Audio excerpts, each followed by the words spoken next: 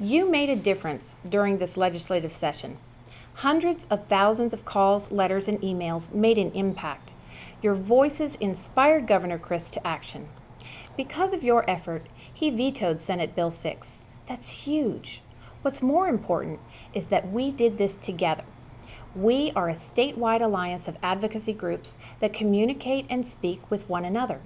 We are nonpartisan, and we are unique because we are driven by love. This fight to force our elected officials to uphold their paramount duty, as stated in Article 9, Section 1 of the Florida Constitution, is growing by leaps and bounds.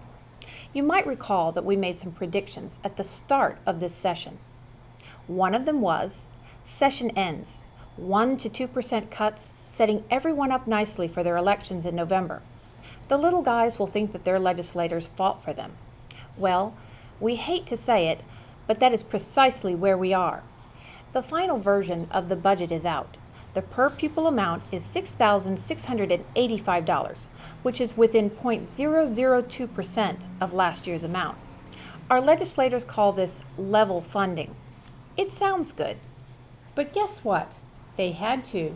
If they didn't keep the cut to under 1%, Florida would not be able to prove its maintenance of effort and would not be able to qualify for the next crucial round of $873 million in federal stimulus money.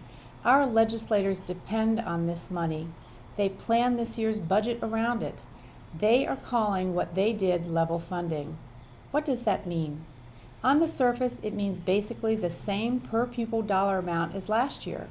You just have to scratch the surface to see that there is no money included whatsoever for market increases to health care, gas, utilities, retirement benefits, unemployment tax, not to mention the added coursework and testing created by Senate Bill 4. So, your level funding really is a 6% cut to your district's budget. That's $1 billion statewide. Districts are also being asked to chip in more money. That's us. That's our money. The budget is based partly on the requirement to insert 96% of the estimated value of the required local effort. That's the money that the state requires districts to come up with to supplement the budget shortfall that happens every year. In years past, the ratio was 60% state and 40% local. Now that number has flipped.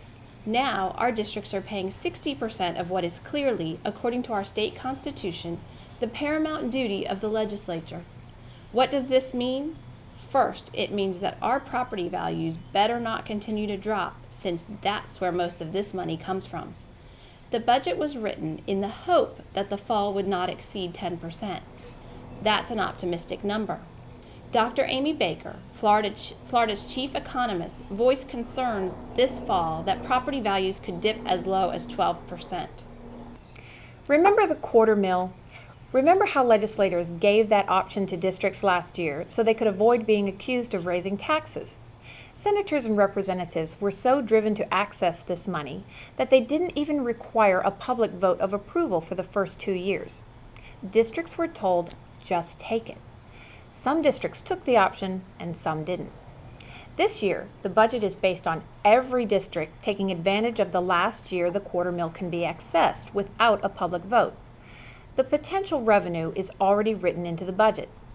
Now, many districts that may want to avoid going to property owners again are left with little choice.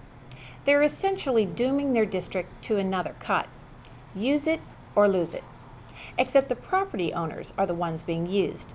In Orange County, that comes out to about $23 million.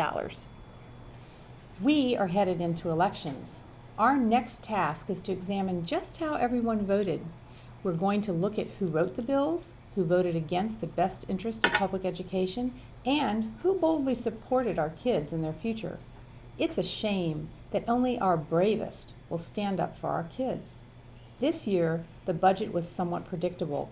Next year, there is no plan. There is no replacement for the stimulus dollars. That's a $1 billion hole starting out. We have a lot to do this summer. Stay with us. Together, we can share our vision for Florida and public education. This session showed each of us that we do have power. Each of us knows that we will never leave our kids unattended in the halls of Tallahassee ever again. The clock is ticking. We have to fund education now. No distractions. No excuses.